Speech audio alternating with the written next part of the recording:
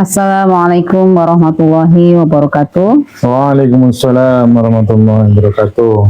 Jumpa lagi dengan saya dalam channel Pesan Bunyai tentang pentingnya belajar ma'rifat. Kali ini saya tetap berkolaborasi dengan Mbah Munajat Karimullah, dan yang akan kami bahas pada pertemuan kali ini adalah dimensi ilmu qadim menembus tanpa akal dan panca indera. Akal dan indera hanya untuk alam dunia. Allah Ta'ala berfirman yang artinya, dan Allah mengeluarkan kamu dari perut ibumu dalam keadaan tidak mengetahui sesuatu pun. Lalu Dia memberi kamu pendengaran, penglihatan, dan hati agar kamu bersyukur. Quran Surat An-Nahl ayat 78. Akal dan panca indera hanya instrumen untuk dunia, bukan untuk mengenal zatnya. Imam Al-Ghazali menyampaikan bahwa akal bagaikan lilin. Dia menerangi jalannya, tapi tidak sanggup menembus matahari ketuhanan. Larangan mengendalikan akal untuk mengenal Allah ada dalam firman Allah, yaitu surat Az-Zumar ayat 67 yang artinya, mereka tidak mengagungkan Allah dengan sebenar-benarnya pengagungan. Maka mengenal Allah tidak dengan nalar, bahkan akal dan nalar harus mati sesuai dengan sabda Nabi, mutu qabla an tamutu, matilah sebelum kalian mati. Hadis riwayat Baihaqi. Sebelum masuk ke dalam ilmu qadim, kita diawali dengan baiat, yaitu gerbang menuju ke alam ilmu qadim. Rasulullah bersabda, barang siapa berbaiat kepada seorang imam atau pemimpin rohani atau guru rohani, lalu menggenggam tangannya dan memberikan janji kesetiaan, maka hendaklah ia mentaatinya. Hadis riwayat Muslim. Baiat dalam tarikat bukan hanya janji, tetapi langkah melompati batas dunia ke dalam sistem wasilah rohani yang tersambung kepada Rasulullah. Setelah baiat, maka ilmu dunia sudah selesai. Metodologinya menjadi berubah dan sistem akal, nalar, dan analisa ditinggalkan. Kita hanya patuh, tunduk, taat, dan berserah secara total. Syekh Abdul Qadir Jailani menyampaikan, jika kau ingin sampai kepada Allah, maka ikat dirimu pada seorang mursyid yang kamil. Maka jangan berpikir lagi, jangan memilih, jangan menginginkan selain apa yang mursyidmu tentukan. Maka di dalam ilmu tarikat ini, kepala kita tidak dipakai istilahnya, pikiran kita tidak dipakai, panca indera pun kita dibungkamkan. Yang ada hanyalah adab, patuh, dan menyerahkan total. Hakikat menjadi gelas kosong hakikatnya. Allah Ta'ala berfirman, segala sesuatu akan binasa kecuali wajahnya. Quran Surat Al-Qasas ayat 88. Dalam hakul yakin, seluruh isi kepala dibakar habis, seluruh pengetahuan dilenyapkan, yang tinggal hanyalah wajah Allah. Maka seperti kata disampaikan para sufi, ketika engkau kosong, barulah Allah akan memenuhinya. Jadi kesimpulannya, di alam qadim ini hanya ada Allah, bukan lagi dunia, bukan lagi surga, bukan lagi akal, bukan lagi panca indera, bahkan bukan lagi dirimu. Yang ada hanyalah Allah. La ilaha illallah. Dalam menjalankan aplikasi laku thariqat dalam ilmu qadim ini, saya akan minta dijelaskan oleh Mbah Munajat bagaimana pengalaman-pengalamannya dalam menjalankan laku thariqat ilmu qadim ini. Monggo Mbah Mun. Terima kasih Bu Nyai, karena tadi ceritanya panjang dan lebar, agar tidak terputus pemahamannya. Tadi dari awal Bunyai menyampaikan bahwa jasad ini, yang fisik ini, pastilah tidak mungkin bersambung kepada Allah Subhanahu wa Ta'ala. Mungkin saya tambahkan kerangka logisnya dulu ya Bunyai. Jangankan sampai Allah, di alam dunia ini panca indera kita, pembaca virtual kita pun mengalami keterbatasan-keterbatasan. Suara dengan kekuatan di bawah 20 dB atau di atas 20.000 dB itu pun tidak terdengar. Sangat lirih tidak terdengar, sangat keras pun tidak terdengar. Demikian halnya spektrum warna. Bisa kita lihat hanya pada rentang 400 sampai 700-an nanometer. Itulah keterbatasan indrawi kita. Bahkan indera perasa kita, gula yang sangat manis, bibit gula itu akhirnya menjadi pahit rasanya.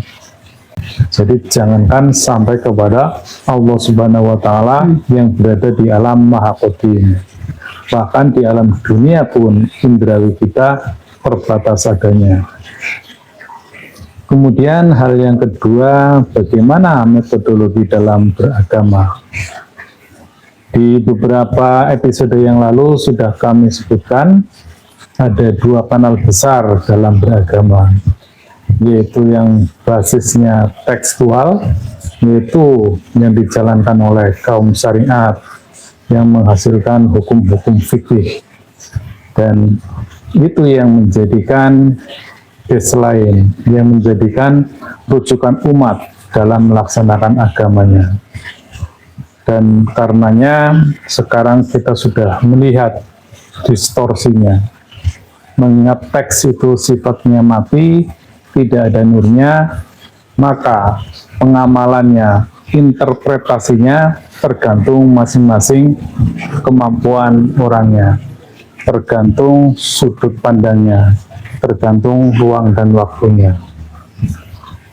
Kemudian di sisi lain, metodologi beragama yaitu melalui bimbingan seseorang yang difungsikan untuk menjalankan fungsi-fungsi kerasulan dan pewahyuan pasca berakhirnya nubuah.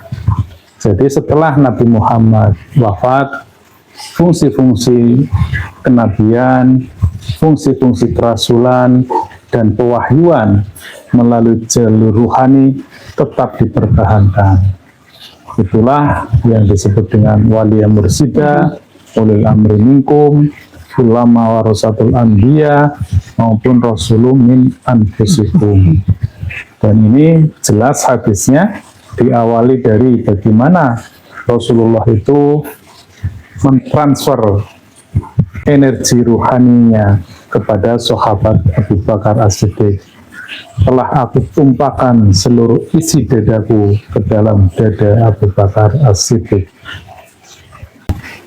Pemirsa dimanapun berada, berdasarkan uraian tersebut, maka sudah jelaslah bahwa panca indera kita yang merupakan alat untuk support ke dalam sistem akal rasional kita itu tidak mungkin bisa menjangkau Allah Subhanahu wa Ta'ala. Kemudian perspektif yang kedua, dalam tasawuf kita perlu pembimbing seorang mursyid yang membimbing ruhaniah kita, yang pada intinya adalah bagaimana beliau dapat mempersambungkan ruhani kita ke dalam sistem wasilah. Sistem wasilah adalah sebuah sistem kebersambungan di alam ruhani antara ruhani manusia di alam dunia ini dengan Allah Subhanahu wa Ta'ala di alam Maha Qadim melalui sang adaptor dimensional, yaitu ruhani Rasulullah. Untuk dapat bersambung ke dalam tali wasilah tersebut, kita memerlukan seorang transmitter. Itulah yang namanya waliya mursida. Agar kita bisa beradaptasi dengan frekuensi sistem ruhani tersebut, Maka tadi sebagaimana disampaikan oleh Bunyai, kita lepaskan seluruh atribut duniawi, termasuk akal rasional kita, emosional kita, naluriah kita, semua dalam kondisi standby. Sehingga yang menjadi pemimpin dalam diri kita hanyalah rohani menjadi pemimpin atas diri kita. Pada saat itulah kita baru bisa berpasrah diri sepasrah-pasrahnya, dan hanya melalui bimbingan Sang Guru Mursyid kita pun baru bisa bersambung ke dalam sistem rohani. Jadi awalnya seperti itu. Bunyai. Tadi kan disampaikan tahapannya Mbah Munajat, ketika kita memasuki gerbang ilmu qadim ini, kita diawali dengan baiat ya, mutu qobla anta mutu. Artinya seperti yang kita sampaikan berulang-ulang bahwa aktivasi rohani. Ketika kita sudah melakukan aktivasi rohani, maka tadi tahapannya adalah kita meninggalkan akal dan panca indera kita. Karena yang maju adalah ruh kita melalui Guru Mursyid tadi ya Mbah Munajat ya. Melalui Guru Mursyid, dan ini ilmunya top down yang disampaikan Mbah Munajat ya. Iya, betul sekali. Iya, jadi mungkin ini yang akan lebih digali ya setelah baiat. Berarti kita kan sudah meninggalkan cara pikirnya, artinya tidak meninggalkan total gitu yang Munajat.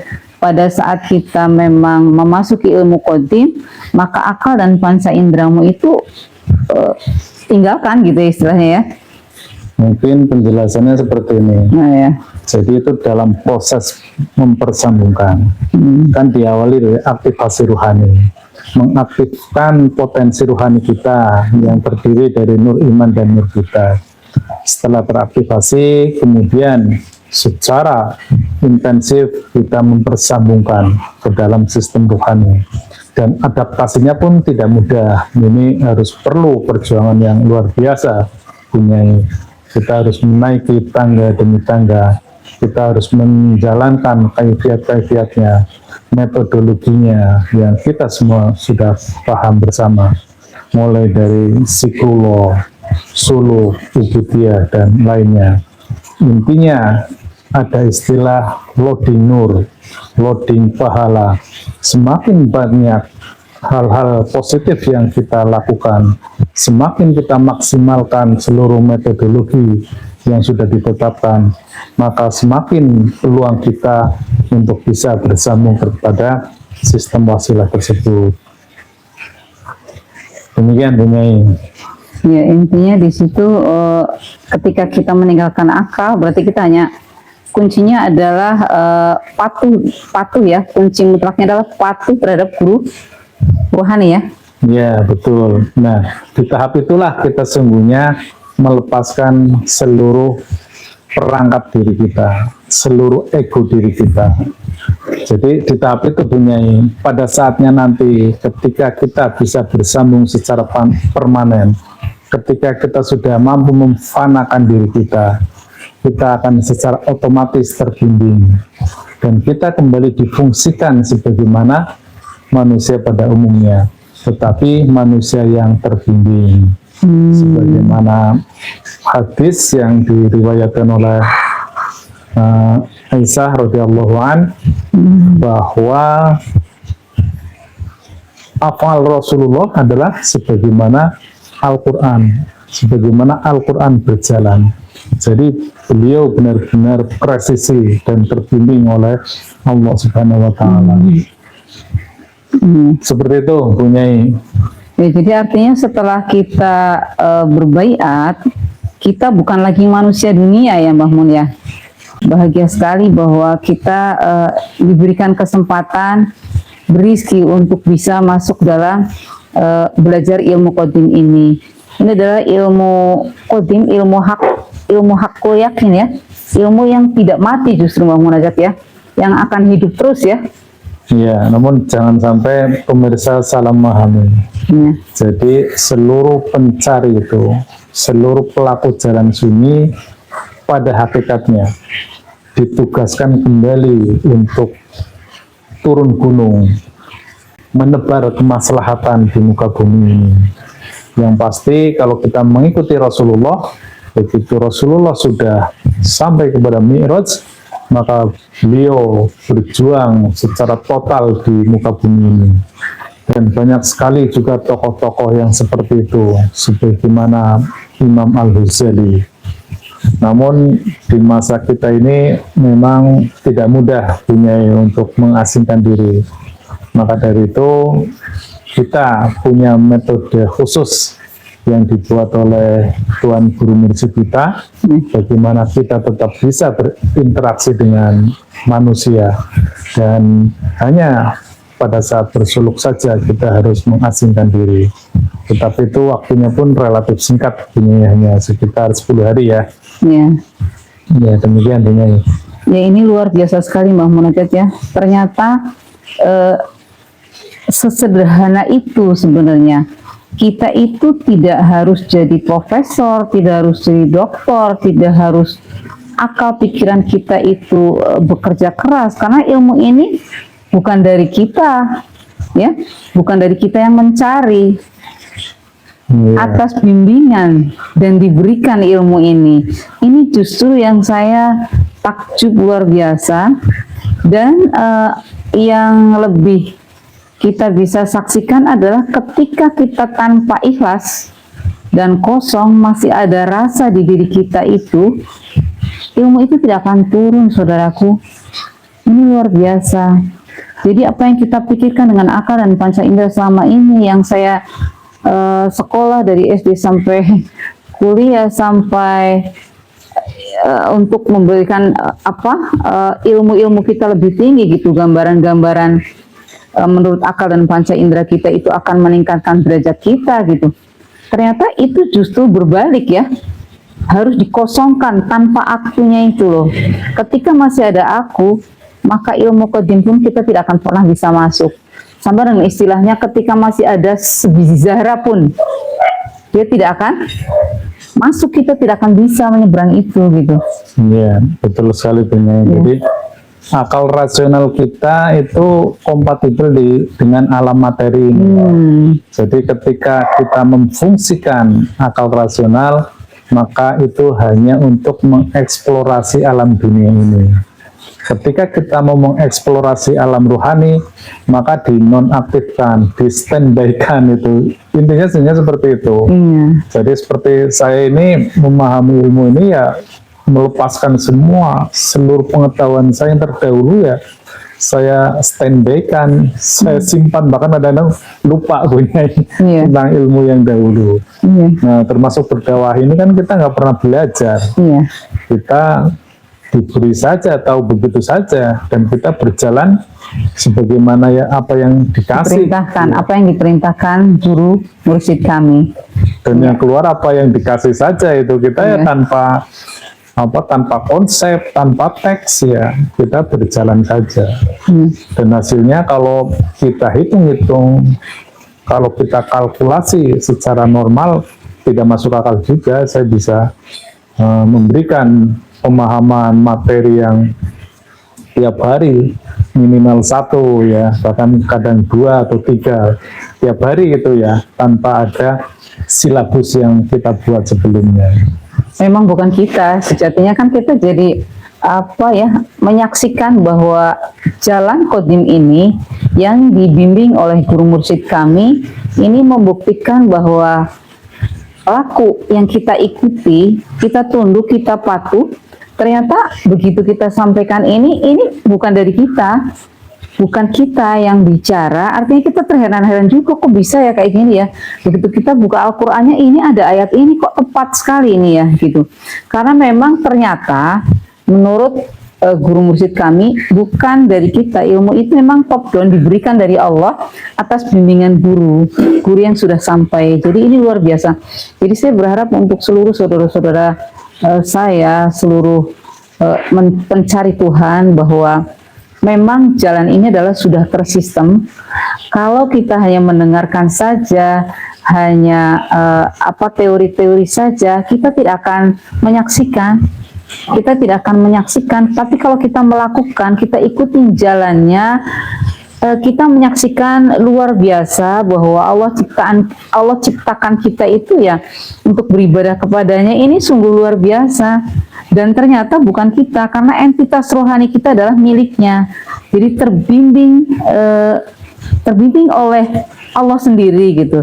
Jadi jangan kita mengotori jiwa kita dengan akal kita dan panca indera kita gitu. Jadi ilmu kita, akal kita, panca indera kita digunakan untuk di dunia ini gitu. Bahkan lebih dari itu, mungkin sedikit menambahkan ini. Iya, iya.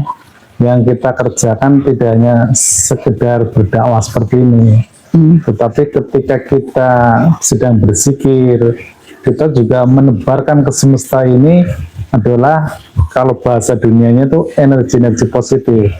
Tetapi istilah kita menebarkan metafisika ultra, dan itu akan mempengaruhi kondisi alam realitasnya. Jadi kami Majelis Zikir Tarekat Naksabandiyah Kholidiyah Nusantara sedang dalam rangka memperbaiki tatanan dunia. Walaupun mungkin ini dianggap sebagai lelucon atau main-main, silakan. Tetapi kami memperbaiki dari alam metafisika. Metafisika itu lebih tinggi, alam kodim itu lebih tinggi. Jadi kalau diperbaiki di alam itu, maka semesta akan menyantuninya. Jadi hal-hal yang jelek akan terkoreksi, penyimpangan-penyimpangan di mana-mana akan diluruskan. Mudah-mudahan ini berhasil punya. Jadi tatanan dunia akan kembali kepada sebagaimana mestinya. Sekarang kan sudah luar biasa punya. Orang pinter, kaya raya, mengkorupsi orang miskin gitu kan. Terus kemudian human trafficking, perdagangan manusia, perdagangan organ tubuh manusia, itu kan yang dieksploitasi adalah orang-orang miskin itu. Ini sudah di luar batas nalar logika gitu. Mencari apa lagi orang-orang itu? Duitnya udah banyak banget, popularitasnya sudah luar biasa, masih senang dengan hal-hal yang remeh-temeh. Dalam ilmu kita hal itu remeh-temeh. Sebenarnya ya ini tadi terkoreksi dengan bimbingan Tuhan, karena memang ilmu ini, ilmu diberikan, artinya dikehendaki, diberikan, dan kehendaknya lah, dan yang terpanggil lah yang bisa untuk menerima atau menjalani ilmu tersebut gitu ya. Jadi kami bersyukur sekali bahwa ketika dunia itu mencapai kegelapan, maka ada sinar terang yang harus dijalani oleh manusia-manusia pilihan. Nah itulah kami diberikan kesempatan untuk bagaimana bisa mengikuti jejak guru kami, untuk bagaimana kita bisa menyaksikan itu gitu. Dan setelah masuk dalam ilmu ini, pelan-pelan tapi kami menyaksikan kehendaknya, kehendak Tuhan. Jadi bukan kita manusia itu memang diperankan oleh Tuhan dan dikehendakinya. Dan ketika kita ikut di jalan ini, menyaksikan luar biasa, karena memang bermunculan pengetahuan-pengetahuan ini bahwa sesungguhnya seluruh isi Al-Quran yang berperan sebagai Korun, Fir'aun, dan lain-lain adalah memang nyata adanya, dan kegelapan dunia jahiliyah itu luar biasa. Jangan katakan bahwa kesini manusia beragama banyak, tetapi hanya nama saja gitu ya. Ya, menarik itu jahiliyah. Iya. Kita kan selalu terlalu pede menganggap zaman jahiliyah itu zamannya Abu Lahab itu ya. Padahal hari ini tuh lebih gelap dari Abu Lahab. Luar biasa. Kita lihat di medsos ya, itu luar biasa ya. Yang tadi disampaikan Bang Munajat, penjualan organ, terus cinta dunia yang berlebihan, bukan haknya diambil, dan lain-lain, menumpuk yang namanya emas, lempengan emas batangan itu, logam mulia sampai bertonton. Iya, yang dalam rumah isinya uang hampir 1 triliun itu. Ya kalau secara logika manusia tidak nafsu gitu, mau buat apa, tidak bermanfaat, kan begitu ya. Tapi itulah cerita, ya itu cerita. Maksudnya setelah masuk ilmu ini nggak masuk akal aja, jadi kebalik, kok dunia segitunya manusia ya, sampai mau buat apa, orang dunia ini baharu, sementara mati. Yang kita cukup adalah cukup untuk bagaimana kita hidup, bagaimana keluarga kita. Jika berlebih-lebihan, kok itu dicintai? Betapa bodohnya manusia kalau kita lihat di sini sebenarnya gitu.